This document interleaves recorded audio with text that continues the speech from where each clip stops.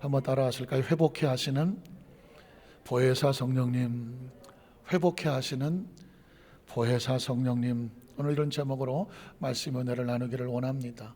우리 인생의 삶을 살아가면서 남녀노소 빈부격전 누구를 막론하고 피할 수 없는 두 가지, 부인할 수 없는 두 가지. 사람의 인생은 워낙 다양하기 때문에 각자의 삶을 살지만 이 두 가지는 절대로 피할 수 없는데, 그 두 가지는 뭐냐면 생과 사라는 것입니다. 생과 사, 뭘까요? 태어나는 것과 죽는 것. 이건 누구도 피할 수 없는, 태어나는 것 그리고 죽는 것, 생사라고 말하죠. 그런데 참 신기한 것은 뭐냐면, 저와 여러분이 태어났는데 우리가 태어나는 이 생애 사건에 우리는 모른다는 것입니다. 우리가 태어날 때 내가 태어난다는 인식도 없었고, 태어날 줄도 몰랐고, 태어나는 자체에 대한 의미도 몰랐습니다. 삶을 살아가다 보니까 우리가 살고 있는 것이죠. 그리고 살다 보니까 피할 수 없는 한 가지가 있는데, 사라는 것이죠. 죽는다는 것이죠. 그런데 죽는 것도 우리가 개입이 안 됩니다. 물론 간혹 자살하시는 분이 나오긴 하지만 그 사람조차도 자기가 자살할 거라고 생각을 못했을 거죠. 그러니까 이 사라고 하는 것은, 생과 사라고 하는 것은 인간의 영역이 아닌 것이죠. 그렇다면 우리는 조금만 생각해도 태어난다는 것은 인간의 영역이 아니니까 누군가는 생을 주관하겠구나. 죽는다는 것도 인간의 영역이 아니라면 죽음 이후의 모든 삶도 누군가는 그걸 주관하겠구나. 다른 말로 바꾸면 절대자라고 말하죠. 그래서 모든 종교는 절대자를 찾는 것이거든요. 절대자. 우리 기독교는 절대자를 누구로 믿습니까? 예수 그리스도를 통해서 하나님 아버지를 우리의 창조주라고 믿습니다. 그분이 우리의 생명을 창조하셨고 우리의 삶을 주관하시며, 믿으십니까? 이 땅의 삶을 마친다고 할지라도 죽음으로 끝나는 것이 아니라 우리가 하나님 아버지를 만나고 나니까 이 땅의 삶 가운데 새로운 차원이 열려지면서 영원한 생명을 얻는 것이죠. 요한복음 3장 16절은 그래서 우리는 두 가지 길을 만난다. 하나님이 세상을 이처럼 사랑하셨다. 하나님은 절대주 하나님이죠. 그 하나님께서 독생자 예수를 우리에게 부어주시는데 이유가 뭐냐? 두 가지 길을 열기 위한 것이죠. 한 가지 길은 뭐냐면, 그를 믿는 자마다 멸망하지 않고, 그 이야기는 뭐냐면 멸망의 길이 있다는 것이죠. 믿는 자마다 멸망하지 않고 무엇을 얻는다? 영생을 얻게 하려 하십니다. 그러니까 예수 그리스도는 무엇의 길이 되고 진리가 되고 생명이 되느냐? 영생이 되는 것이죠. 예수를 믿지 않는 사람에게는 영생을 잃어버렸으니까 멸망이라고 말하는 것입니다. 영생이란 다른 것이 아닙니다. With God, 요즘 with 코로나와 함께 하지만 with God, 하나님과 함께 영원한 생명이 되는 것을 영생이라고 말하는 것이죠. 멸망은 딴 게 아닙니다. Without God, 하나님이 없는 거예요. 하나님이 없으니까 그 잔 자체가 어떻게 있든지 그 사람은 멸망일 수밖에 없는 것입니다. 그래서 예수님은 이 땅에 우리에게 영원한 생명을 부어주시고 깨닫게 하셔서, 예수님의 사역을 보면 오직 하나님이죠. 하나님이 일하시니 나도 일하고, 하나님 말씀하시니 내가 하나님 말씀을 말하고, 하나님의 비유를 말하고, 하나님 나라를 전하고. 예수님의 사역은 철저하게 하나님이었습니다. 그럼 이런 질문이 생기죠. 그러면 지금 우리 예수님을 만날 수도 없고 만질 수도 없고 어디 계신지도 땅에서는 안 보이잖아요. 예수님은 이 사역을 어떻게 하셨을까? 성경을 보니까 오늘 본문에 이렇게 말하는 것이거든요. 요한복음 14장 16절에 보니까 내가 아버지께 구하겠으니 그가 또 다른 보혜사. 여러분 신앙생활 가운데 성경 속에 아주 중요한 단어 중에 하나가 뭐냐면 또 다른 보혜사. 한번 따라하실까요? 다른 보혜사.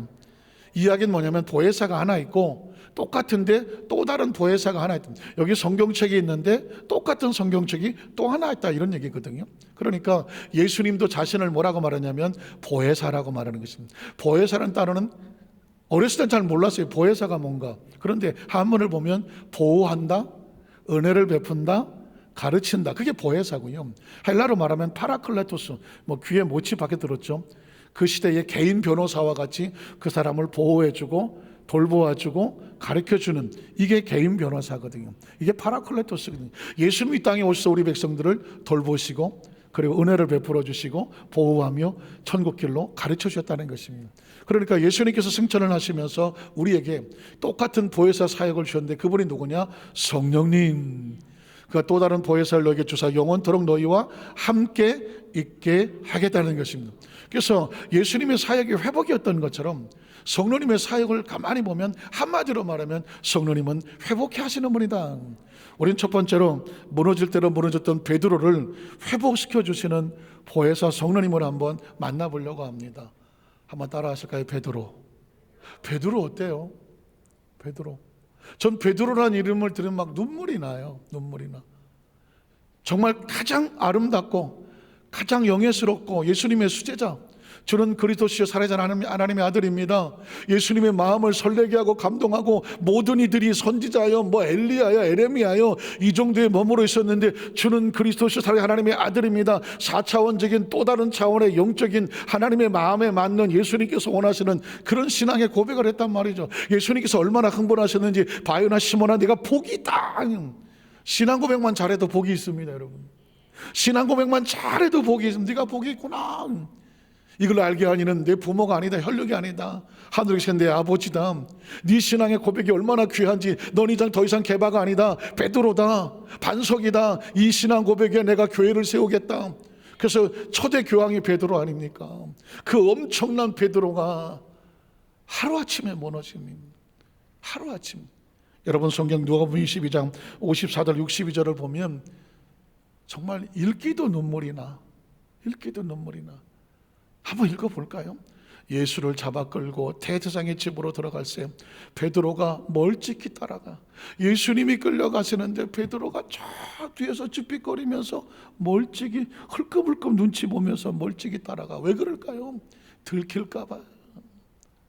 안 갈 수는 없고 가자니 무섭고 멀찍이. 천하의 예수님의 수제자가 어쩌다가 이런 꼴이 되는 거예요. 눈치나 봐야 되고 힘없이 맥없이 어쩌다가 우리가 믿는 예수 그리스도의 그 수제자가 어쩌다 이런 꼴이 됐을까? 멀찍이 따라가니라. 사람들이 뜰 가운데 불을 피우고 함께 앉았는지라 베드로가 그 가운데 앉았어. 혹시라도 남이 볼까봐 불꽃에 어두운 곳에서 좀 멀찍이 앉아갖고 쭈그리고 앉아서 상황을 보고 있는 이 베드로의 모습. 그 한 여종이 베드로의 불빛을 향하여 얼핏 보여지는 베드로의 얼굴을 발견하고 앉은 것을 보고 주목하여 이르되, 자세히 쳐다보니까 이 사람이 어디서 본 사람이야? 이 사람도 저 예수와 함께 있었다라고 베드로를 고백을 합니다.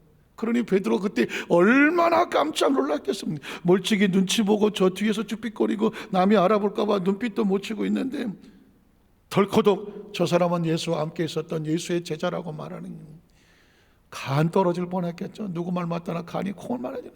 그 다음 절에 보니까 그때 베드로가 부인합니다. 반사적으로 부인하여 이랬대, 이 여자여 내가 그를 알지 못하노라. 아마 최대한 차디차게 아닌 것처럼 해야 되니까 아주 냉정하게 쏘아보면서 그렇게 쏘아붙였겠죠. 무슨 소리 하는 거야? 나 그를 알지 못해. 이게 베드로예요. 이게 여러분 보십시오. 하루아침에 영적으로 무너져 내리고 하나님과의 그 관계가 단절되어 무너져 세상의 눈치를 보고 죽음 앞에 떨어 버리면 이렇게 초라한 존재가 되어버리는 거예요. 그 다음 절을 보면 조금 후에 또 다른 사람이 보고 이르되 너도 그 도당이라 예수를 따르는 무리라고 하거늘 베드로가 이르되 아이 사람아, 나는 사실은 이거를 정말 리얼하게 연기라도 하고 싶어요. 그런데 하고 싶지가 않아요. 너무 초라, 너무 가슴 아프. 여러분 기억하십시오. 사람은 너나 나나 다 도토리 기적이야. 영적으로 무장하여 하나님께서 힘을 주시면, 하늘에 계신 아버지께서 깨닫게 하시면 주는 그리스도시요 살아계신 하나님의 아들이라고 이 고백이 나올 수 있어도 그 영적인 능력을 상실해버리면 마치 바람 빠진 풍선과 같이 주저앉아버리면 그냥 초라해지는 거죠. 베드로의 초라함을 보십시오. 그 살기에 급급해서 부인하고 베드로가 이르되 이 사람아 나는 아니로라 하더라. 그 다음 절을 보면 1시간쯤 있다가 식은땀을 뻘뻘 흘리고 앉아있는 그 베드로에게 또 한 사람이 장담하여 이르되 이는 갈릴리 사람이니 참으로 그와 함께 있었다 라고 그 베드로를 고발을 합니다. 그랬더니 베드로가 이르되 이 사람아 나는 내가 하는 말을 도무지 알지도 못하겠다. 그렇게 말하고 있을 때 닭이 곧 울었더라. 저는 이 심정을 우리가 제3자의 심정에서 보고 있는데 당사자인 베드로의 마음은 얼마나, 입으로 그렇게는 말하고 있지만 그의 양심은 찢어지고 신앙의 한쪽 구태기는 널기 찢어져 갈기갈기 흩어져 땅바닥에 주저앉으며, 그러면서도 어쩌면 베드로는 눈을 훌쩍뜨면서 예수님을 바라봤을지도 모르는, 저 예수님은 저 기둥에 묶여서 채찍질을 당하여 피투성이로 초죽음이 돼서 있는 그 예수님의 눈빛을 얼핏 보았을지 모릅니다. 왜냐하면 혹시 예수님께서 내 모습을 보셨을까 하는 모습이겠죠. 그런데 성경에 보니까 닭이 곧 울더라. 그 다음 절에 보니까 주께서, 주님은 베드로의 그 모습을 처음부터 끝까지 보셨던 거죠.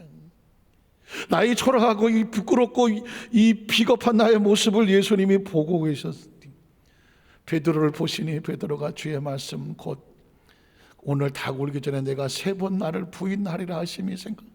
예수님의 눈빛을 바라보는 순간 철렁하면서 네가 나를 부인하리라 생각이 나서 밖에 튀어나가서 더 이상 예수님의 얼굴을 볼 수가 없으니 심히 통곡을 하더라는 것입니다.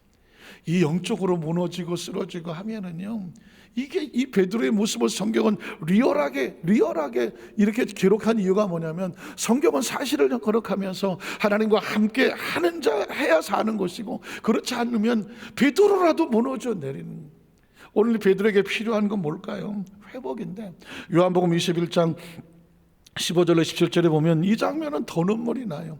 그렇게 처참하게 나가 떨어진 베드로, 예수님의 부활의 소식을 들었지만 내가 어떻게 예수를 만나러 가? 난 예수를 만나러 갈 수가 없어. 나 같은 놈은 제자도 아니야. 나는 그냥 다시 고기 잡으러 갈래. 디베레 바닷가로 그 망을, 그물을 들고 튀어나가는 베드로, 처창거리며 나가는 베드로, 그 차디찬 새벽바람을 맞으면서 밤새 고기를 잡았지만 아무것도 잡지 못하며 정신은 딴 데 가 있는 그 베드로, 그 베드로 찾아갈 이유가 있을까요?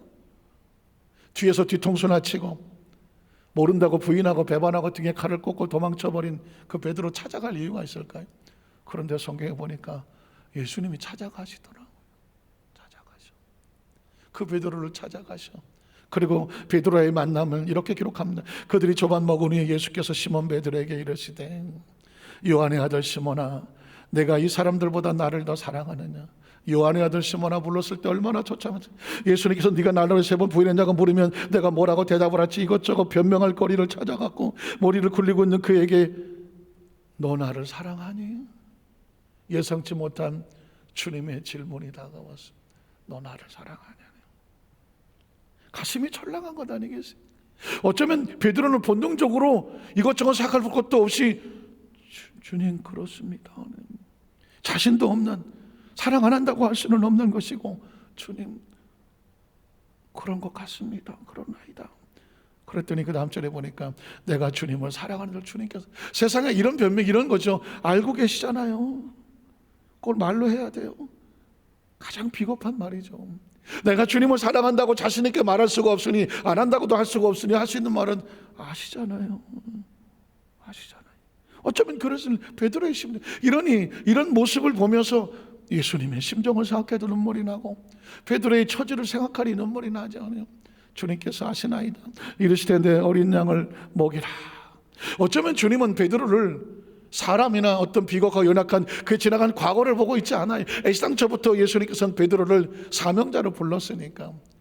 제가 성경을 읽다 깨달아지는 것은, 하나님은 우리를 어떤 외모나 모양이나 출신이나 배경이나 인물이나 이런 백그라운드를 보는 게 아니라 한 사람 한 사람을 뭐로 보냐? 사명자로 보는 거니.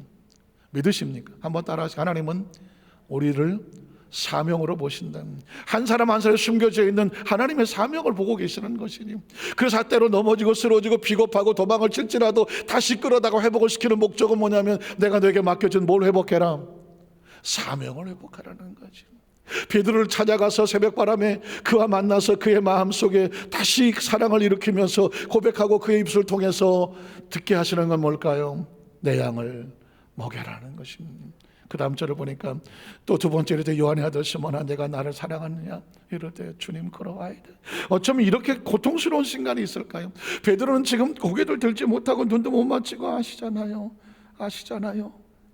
두 번을 고백한. 그런데 주님께서는 내가 주님을 사랑하는 줄 주께 아시나이다. 이르시되 내 양을 또 치라고 말씀하는. 예수님의 관심은 사랑이 아니라 사명이었습니다. 사명. 사랑의 목적은 뭘까요? 사명이잖아요. 사명은 어떻게 하나요? 사랑으로 하는 것이죠. 그 다음 절에 보면 또 세 번째 이르시되 요한의 아들 시몬아, 내가 나를 사랑하느냐? 사실상 3번을 물었다는 얘기는 정말 가슴이 철렁거리는 것입니다. 왜냐하면 우리나라 속담에도 우리가 쓰는 표현과 3-4번 너 정말이야? 너 정말이지? 진짜야? 3-4 번을 하게 하잖아요. 이건 피할 수 없는 거거든요. 근데 유대인들도 문학적인 표현이 그래요. 1번, 2번, 2번, 3번은 예수님께서 내가 진실로 진실로 진실로 너에게 원하노니, 그 진실로 진실로 진실로는 뭐냐? 아멘 아멘 아멘이라는 것이거든요. 정확하게 그렇습니다 그렇습니다 그렇습니다 거든요. 그런데 내가 3번이나 너 정말 정말 정말 나를 사랑하느냐라고 물었을 때 이건 진실을 묻는 것이거든요. 그럴 때 내가 나를 사랑하냐고 우리 주님께서 3번째 내가 나를 사랑하느냐 하심으로 베드로가 근심을, 3번째 질문에는 근심했다거나. 왜 근심했을까요? 이건 이제 더 이상 부인할 수가 없어. 피할 수가 없어. 그렇게 말을 해놓고 또다시 배반하면 자기는 뭐가 될까요? 베드로는 사실상 주님, 나는 내가 또 주님을 사랑한다고 말하지만 언제 어느 때 죽음의 위기를 만나면 또 비겁하게 도망하고 할지 모르잖아요. 나도 나를 못 믿어요. 난 비겁한 놈입니다. 왜 나한테 자꾸 이 자신 없는 나에게 사랑을 고백하게 하실까? 아마 베드로는 진짜 고통스러울지 모릅니다. 그러니 마음에 근심하여 이르되 주님 모든 것을 아시오매 내가 주님을 사랑하는 줄 주님께서 아시나이다. 예수님은 초지일관입니다. 이르시되 내 양을 먹여라. 내 양을 먹여라. 사랑하는 성도 여러분, 오늘 크리스찬들 한 사람 한 사람은 그리스도 앞에서 사명자로 서 있는 것입니다. 주님께서 우리가 원하시는 것은 넘어져 쓰러져 있는 자를 그대로 보시는 것이 아니라 찾아가 이렇게 세워주시고, 왜? 사명자니까. 사명자는 사명이 닿을 때가 절대로 무너지지 않습니다. 끊어지지 않습니다. 버리지 않습니다. 외면하지 않습니다. 왜냐하면 그 사명은 하나님의 나라를 위한 것이기 때문에 그렇습니다. 자, 오늘 예수님께서는 베드로에게 그 단어를 이어갑니다. 18절에 22절에 보니까 내가 진실로 진실로 내게 이르노니 내가 젊어서는 스스로 뛰뛰고 원하는 것으로, 젊어서는 네가 원하는 대로 네 마음대로 삶을 살았지만 그러나 늙어서는 내 팔을 벌리리니 팔을 벌린 남이 내게 뛰뛰우고 원하지 아니한 곳으로 데려가리라. 사명이란 그래요. 젊어서 자기 마음대로 자기 마음에 사는 생, 아니 내 인생이 내 거야라고 살지 모르겠지만 사명은 뭐다? 내가 원하든 원하지 않든 주님이 원하시는 곳으로 가는 것입니다. 그래도 3부 예배는 아멘이 나오네요. 2부 때는 아무도 아멘을 안 해요. 사명이 뭐라고? 나 여기서 일할래. 나 여기서 일할래. 나 이게 좋아. 이게 나한테 맞아. 내가 하고 싶어. 이게 사명이 아니야. 사명은 사명을 맡기는 사람이 네가 여기서 일하고 네가 일을 하고 이걸 했으면 좋겠어. 사명자가 시키는 곳에 그곳에 일을 맡는 걸 뭐라고 말한다? 사명이라고 말하는 거예요. 믿으십니까? 베드로는 지가 도망가고 싶으면 도망가고 쫓아가고 싶으면 쫓아와서 고기 잡으러 싶으면 고기 잡으러 가고 놀고 싶으면 놀았을지 모르지만 이제 이렇게 말합니다. 네가 나를 사랑하고 내 사명을 맡았으니 이제는 어떻게 갔냐? 내가 보내는 곳으로 가라. 내가 네 팔을 묶고서라도 내가 보내는 곳으로 가서 그곳에서 네 사명을 감당해라는. 믿으십니까? 그게 사명인 거죠. 예수를 믿고 나면 내 의사가 없잖아요. 내 생각이 없잖아요. 내 사고가 없잖아요. 주님께서 원하시는 그곳에 내가 있게 하는 것, 그걸 뭐라고 말한다? 사명이라고 말하는. 베드로는 이제 네가 원하지 아니하는 곳이지만 내가 보내는 곳으로 데려가게 되리라. 계속 이어집니다. 이 말씀을 하시면 베드로가 어떠한 죽음으로 하나님께 영광을 돌릴 것을. 베드로가 어떤 죽음을 죽었습니까? 십자가에 거꾸로 매달려 순교하지 않았습니다. 이 장면은 바로 유명한 영화 쿠아바디스를 기억하십니까? 주여 어디로 가시나이까? 로마의 불을 질렀고, 그리고 그 로마의 불을 기독교인들에게 다 뒤집어 씌워서 로마 병들이 기독교인들을 핍박하기 시작해서 그 로마에 있던 많은 기독교인들이 사방으로 성 밖으로 도망을 칠 때에 베드로도 노구를 끌고 도망을 칠 수밖에 없었습니다. 그렇게 성 밖을 빠져나가서 가는데 저 반대편을 빛이 하나 지나갑니다. 희미한 빛이 앞으로 지나가는데 보니까 얼핏 주님의 형상과 같았습니다. 그런데 그 형상은 베드로를 보고 본 척도 하지를 않습니다. 베드로를 보고 본 척도 하지 않냐고 그 빛은 베드로 앞길을 지나가는데 그 순간에 베드로의 마음속에 반사절 되는 건 주님이시다. 주님이시다. 그때 소리치는 소리가 뭐냐면 쿠어바디스 도미네. 쿠어바디스 도미네. 주여 어디로 가십니까? 라틴어는 어디로 가십니까? 그때 그 빛 속에서 주님의 음성이 들려오는, 나는 네가 두고 버려두고 도망치는 저 로마에 있는 영혼들을 위해서 간다. 네가 버려두고 도망을 치는 저 로마에 있는 영혼들을 위해서 십자가에 다시 못 박혀 죽으러 간다. 그 이야기를 들으면서 말씀을 드려서 베드로가 꼬꾸라지지 않습니다. 주여, 나는 여기서 내가 도망을 쳐서 내가 이 노고를 끌고 살아나가는 것이 내 사명인 줄 알았는데 주님의 사명은 그게 아니었어.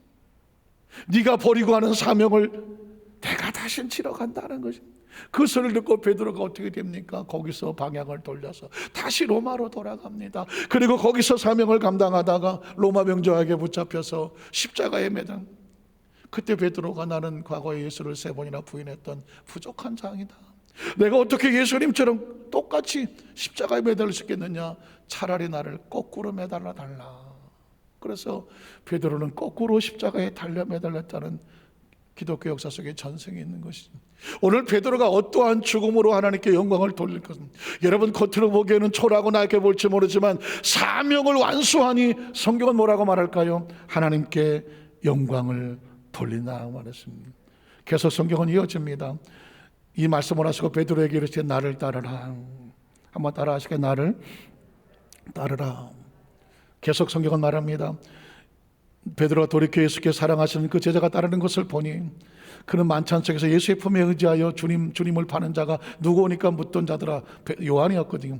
이에 베드로가 그를 보고 예수께 여짜오되 주님 이 사람은 어떻게 되겠사옵나이까? 그랬더니 예수께서 이르시되 내가 올 때까지 그를 머물게 하거든. 그는 그의 사명을 질 것이고 너는 너의 사명을 지거라. 그 사람이 어떻게 되든 네가 무슨 상관이냐? 너는 나를 따르라는 거죠. 우리가 사명자의 삶을 살아가다가 보면 각자 저 사람도 안 하는데 뭐 내가 저 사람도 안 가는데 뭐 내가, 우리 자꾸 서로 비교하려고 들잖아요. 오늘 예수님께서 말씀합니다. 요한은 요한의 길을 가는 거야. 요한이 네가 생각한 대로 가지 않는다고 해서 요한을 비난할 필요 없어. 그가 여기 있든 저기 있든 그거는 하나님의 뜻이야. 그러나 너는 나를 따르라는, 이게 베드로에게 회복을 주시는 그 하나님의 말씀입니다. 결과적으로 나중에 베드로는 그 사명을 부여잡고 깜짝 놀랄 것은 그렇게 나약했던 베드로의 입술을 통해서 이런 강력한 말씀이 나옵니다. 사도행전 2장 22절로 24절에 보니까 이스라엘 사람들아 잘 들어보시오. 이건 베드로의 말입니다. 이 말을 들으라. 너희도 아는 바와 같이 하나님께서 나사렛 예수로 큰 권능과 기사와 표적을 너희 가운데서 베푸사 너희 앞에서 그를 증언하셨느니라. 그가 하나님께서 정하신 뜻과 미리 하신 대로 내준 바 되었거늘 너희가 법 없는 자들의 손을 빌려 못 박아 죽였으나 하나님께서 그를 사망의 고통에서 그를 풀어 살리셨으니 이는 그가 사망에 매여 있을 수 없었다. 그 초라한 숯불 앞에서 쭈삣거리며 예수를 모른다고 부인하던 그가 하나님께서 그를 회복하여 세워놓으니 그를 십자가에 못 박아져 있던 그 이스라엘 백성을 향하여 그들의 잘못을 드러내고 하나님께서 그를 사망에서 건지셨다고 담대하게 부활의 주님을 선포하고 있는 거죠. 29절로 31절에 보니까 형제들아 내가 조상 다윗에 대하여 담대히 말할 수 있노니 다윗이 죽어 장사되어 그 묘가 오늘까지 우리 중에 있도다. 그는 선자라 하나님이 이미 맹세하사 그 자손 중에서 한 사람을 그 위에 앉게 하리라 하심을 알고 미리 본고로 그리스도의 부활을 말하되, 이 예수의 죽음도 전에 이미 도망을 쳤던 베드로가 부활을 말하고 그가 음부에 버림이 되지 않고 그 육신이 썩음을 당하지 아니하시라 하시더니 계속 이어집니다. 32절도 보니까 이 예수를 하나님이 살리신지라 우리가 다 이 일에 뭐다 증인. 그 당시에 예수의 부활을 증언하면 죽었습니다. 그런데 이제 베드로는 회복을 한 다음에 다시는 자기의 생명이 더 중요하지 않아요. 뭐가 더 중요해? 사명이 중요하지. 이젠 내가 뭘 해야 되는지를 알았어. 넌 증인이야. 증인이란 뭐냐? 그 사실을 증거하다가 사실이 잘못됐다고 밝혀지면 목숨을 걸어도 줬어. 그게 뭐다? 증인인 것이죠. 그 다음 절에 보면 그래서 하나님의 오른손으로 예수를 높이시며 그 약속하신 성령을 아버지께 받아서 너희가 보고 듣는 이것을 부어주셨느니라. 성령님의 역사, 예수님의 역사도 회복이지만 성령님의 역사도 회복이거든요. 저와 여러분의 주시는 이 교회의 사명, 그리고 말씀의 사명, 그리고 성령의 사명은 뭐다? 우리를 회복해 하는 것이죠. 오늘 두 번째로 제자들에게 회복의 방법을 우리는 어떻게 회복하게 될까? 누가복음 24장 44절 48절에 보면 예수님이 부활하신 다음에 제자들에게 승천하시기 전에 가르치는 것이거든요. 저는 이런 생각을 해봤습니다. 예수님께서는 그 무덤에 장사되어서 3일 동안 계실 때 어떤 생각을 하셨을까? 어떤 분은 생각하기를, 아니 돌아가셨는데 무슨 생각을 하겠습니까? 예수님은 사망에 갇혔다가 부활하셨을 뿐이지 사망으로 모든 것이 무너진 것이 아니거든요. 사망을 이기신 분이거든요. 그럼 예수님은 사망 안에서 무슨 생각을 하셨을까? 부활은 사망 안에서 회복되는 거잖아요. 저는 예수님께서 부활하신 다음에 제일 제자들에게 뭘 하고 싶었을까? 뭘 하자? 회복을 시키는 거지. 무너져버린 저들을 회복을 시켜서 일으켜서 능력을 주어서 다시 나가게 만들어야지. 이게 예수님의 생각 아닙니까? 오늘 제자들에게 그 방법을 말하는 거죠. 또 이르시되 내가 너희와 함께 있을 때에 너희에게 말한 바 곧 모세의 율법과 선지자의 글과 시편의 나를 가리켜 기록된 모든 것이 이루어져리라 한 말이 이것이라 하시고, 이에 그들의 마음을 열어서 성경을 깨닫게 하시고, 하나님의 나라는 성경을 깨달아줘야 돼요. 그리고 그 후에 누가 해야 되느냐? 성령님이 역사하셔야 돼요. 우리가 말씀을 듣는 이유는 말씀을 듣고 우리 마음이 깨달아지잖아요. 그런 말씀 위에 성령님이 역사하여 주셔요. 그럼 어떤 것이 나타나느냐? 능력이 나타나는 거거든. 자, 성경 깨닫게 하시고, 또 이르되 이같이 그리스도 고난을 받고 제3일에 죽은 자 가운데 살아날 것과 또 그 이름으로 죄사함을 받게 하는 회개가 예루살렘에 시작해서 계속 뻗어나가서 모든 족속에게 전파되든, 하나님의 나라는 전파되게 되어 있어. 근데 이걸 누구에게 맡기느냐가 중요한 건데 증인에게 맡기는 거죠. 그 증인의 선택되는 사람이 복이 있는 거예요. 한번 따라 하실까요? 자, 하나님의 나라는 세계로 뻗어나가게 되어 있다.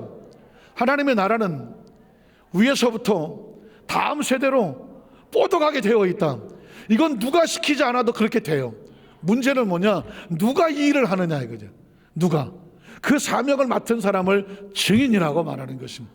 그래서 이사야 같은 사람은 주여 내가 여기 있사오니 나를 보내주시옵소서. 나를 어차피 하나님은 일하셔. 어차피 하나님은 일하시는데 하나님의 손에 붙잡히면 그가 그 일을 감당하는 증인이 되는 것이거든요. 오늘 예수 믿고 구원받은 성도들에게 너희가 증인이다는 모든 족속에 전파되고 기록되었으니 너희는 이 모든 일에 뭐다? 증인이야. 예수님이 부활하셔서 제자들에게 말씀하신 이유도 증인되라고 하시는 것이고, 그러면 그 증인은 뭘 받아야 돼요? 49절에 보면 볼지어다 내가 내 아버지께서 약속하시는 너희에게, 너희가 누구죠? 증인으로 선택된 사람 너에게 보내르니 뭘 보냅니까? 너는 위로부터 능력으로 입혀질 때까지 이 성에 머물라. 재밌는 사실은요, 증인의 사명을 가지면 능력이 입혀져.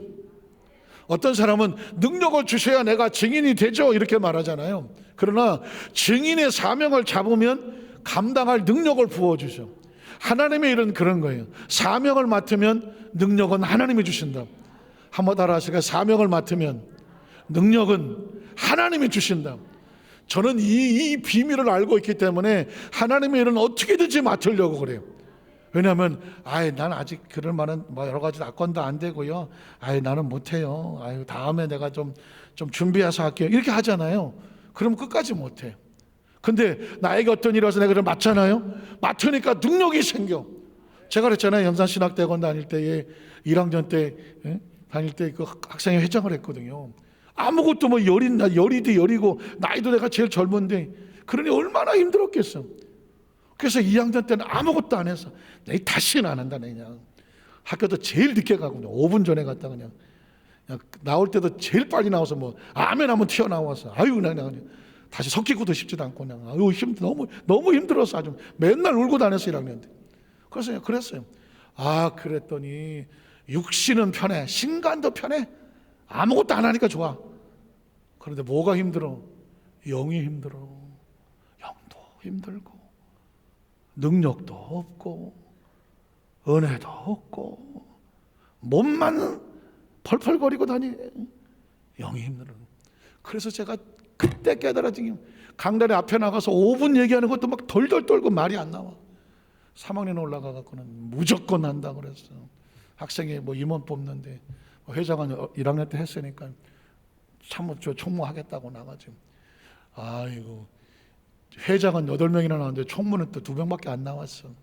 그 한 사람이 지금 강릉교회, 여의도 숨은 강릉교회 담임하고는 이명근 목사님이 그 양반 또 서울대 교대나 사대인가 나와서 또 아주 둘이 나가서 붙었어. 누가 이겼겠어요? 이거면 영원한 제가 당당하게 이겼죠.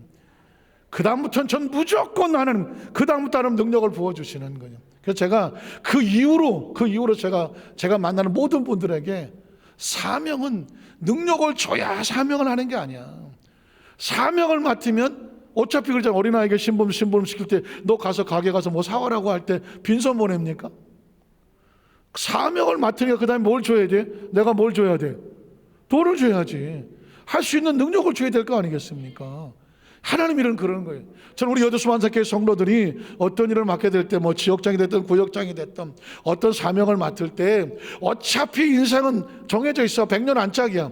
이 안에서 여러분 다음에 하다 보면 기회도 안 와. 다음에 하는 사명을 맡겨줄 때 감당하세요.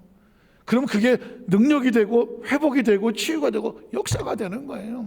오늘 하나님께서 우리에게 그 은혜를 부어주시기 위해서 말씀합니다. 위로부터 능력이 빌리까지 임해라. 왜? 증인이니까. 그래서 이 사도행 1장 4절로 5절에 보면 예수님이 마지막 이제 하늘로 올라가요. 승천하시기 전에 뭐라고 말씀하는지 아십니까? 역시 성령이었어요. 사도와 함께 모이사 그들에게 분부하여 이르시되 예루살렘을 떠나지 말고 내게서 들은 바보리 약속하신 것을 기다려라. 요한은 물로 침례를 베풀어서 너희는 몇 날이 못되어 성령으로 침례를. 너희가 중요합니다. 너희는 특별한 사람들인데 뭐야? 증인들이에요.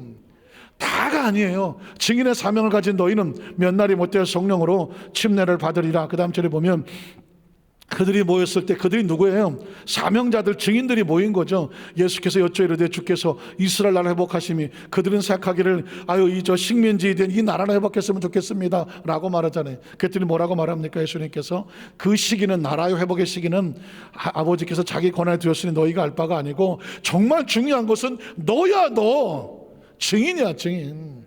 오직 성령이 너에게 임하시면 위로부터 능력을 받으면 너희가 뭐가 나타나요? 권능이 나타나요. 증인들에게는 성령이 임하고 성령이 임하면 권능이 나타나고 그럼 예루살렘과 온 유대와 사마리아 땅권에서 모델하고 또 나오는 단어가 증인인 거예요. 여러분 생애 사명은 뭐다? 증인이에요. 우리가 이 땅에 태어난 이상 뭐 우리가 원해서 태어난 건 아니지만 태어난 이상 그렇다면 보내진 것 아니겠습니까? 보내진 이유가 뭔지 아십니까? 이 땅에 가로로 세계의 복음의 증인되고 그리고 이게 세로로는 저 밑에 다음 세대에 계속 이어지는 뭐가 되라? 증인 되라. 세계 사명은 증인이고 사의 목적은 사명이 끝나는 것이고 그리고 증인들은 어디서 만나느냐? 천국에서 만나는 것이죠. 왜? 이 땅에 복음을 전하던 사람들이 증인의 사명을 감당하던 사람이 가는 곳이 천국이에요. 천국은 다른 게 아닙니다. 착한 사람이 가는 곳이 천국이 아니라 하나님의 일을 하던 사람이 다시 가서 일하는 곳이 어디냐? 천국인 것이죠. 그 다음 절에 보니까는 9절로 11절 이렇게 말합니다. 이 말씀을 마치시고 그들이 보는데 올려져 가시니 구름이 그를 가려 보이지 않게 하더라. 제가 이 말씀을 본문을 읽는 이유가 있어요. 마지막 승천하시기 전까지도 그 마지막 증인들에게 능력을 말씀하신 올라가실 때 제자들이 자세히 하늘을 쳐다보고 있는데 흰옷 입은 두 사람이 그들 곁에 서서 이르되 갈릴 사람들이 어찌하여 서서 하늘을 쳐다보느냐? 너희 가운데서 하늘로 올려주신 예수는 하늘로 가시는 본 그대로 오셔서 뭘 찾겠어요? 증인을 찾는 것이냐. 마지막 세 번째로 그래서 오순절 다락방에 임하시는 성령 강림이요. 그래서 사도행전 2장이 있는 거죠. 자, 사도행전 1장 12절 14절에 보면 이 말씀을 받았던 제자들이 뭘 했나 보십시오. 감난원이라는 산으로부터 예루살렘에 돌아오니 이 산은 예루살렘에 가까워 안식일에 가기 알맞은 길이라. 들어가 그들이 요하는 다락방으로 올라가니 베드로, 요한, 야고보, 안드레와 빌립, 도마와 바돌로메, 마테아민 알피오 아들 야고보, 셀로니 시몬, 야고보 아들 유다. 누구죠? 가룟 유다를 제대한 11명의 제자들 다 거기 있어. 그리고 여자들과 예수의 어머니 마리아와 예수의 아우들과 더불어 마음을 같이하여 뭐에 힘쓰더라? 오로지 기도에 힘쓰더라. 회복의 방법은, 신앙의 회복의 방법은, 사명의 회복의 방법은, 영권의 회복의 방법은, 물권의 회복의 방법은 오로지 기도에 힘쓰더라 합니다. 자, 이 명령을 받았어. 그 다음 절에 어떻게 할까요? 2장 2절에 보면 오순절 날이 이미 이르매 그들이 다 같이 한 곳에 뭐 하려고 모였어요? 오로지 기도에 힘쓰려고 모였지. 기도하려고 모였어. 그날에 성령이 임할 거라는 꿈에도 생각 못했고 뭐 누가 얘기해 준 적도 없어. 그러나 기도하러 모였더니 무슨 일이 벌어집니까? 호련히 갑자기 별안간 느닷없이 하늘로부터 급하고 간 바람 같은 소리가 있어. 그들이 앉은 기도에 힘쓰고 있는 그들의 집에 가득하며 마치 불의 엿처럼 갈라지는 것들이 그들에게 보여 각 사람 기도하던 그 사람들 머리에 하나씩 임하여 있더니 그들이 다 기도하던 그들이 성령의 충만함을 받고 성령의 말하심을 따라 다른 언어들로 말하기를 시작하더라는 것입니다. 이 성령의 충만은 바로 오로지 기도에 힘쓰면서 하늘의 능력을 사모하는 자에게 임하는 것입니다. 그리고 그 연약한 자들 입술을 통해서 복음이 증거됩니다. 사도행전 2장 37절로 39절에 보면 그들이 이 말을 듣고 마음에 찔려 베드로와 다른 사도들에게 물어 이르되 형제들아 우리가 어찌할 걸 하거늘 베드로가 이르되 너희가 회개하여 각각 예수 그리스도 이름으로 침례를 받고 죄사함을 받으라. 그러면 너희도 뭘 받는다? 성령을 선물로 받으리라. 40절에 보면 또 여러 말로 확증하며 권하 이르되 너희가 이 패역한 세대에서 구원을 받으라 하시니 그 말을 받은 사람이 침례를 받으며 이 나라의 신도의 수가 3천이나 더하더라. 그래서 그들이 사도의 가르침을 받아 말씀을 받아서 서로 교제하고 떡을 떼며 또 뭐했죠? 오로지 기도하기를 힘쓰더라. 할렐루야. 말씀을 정리합니다. 제 마음에 성령께서 주시는 것은 이 코로나 광야를 지나가면서 무엇으로 우리의 삶을 회복할까? 무엇이 우리를 안전하게 할까? 오로지 기도에 힘쓰더라는 거죠. 9월달 한달은 추석도 있고 해서 뭐 중간에 좀 비이긴 하지만 교구별로 기도가 다시 시작이 되어집니다.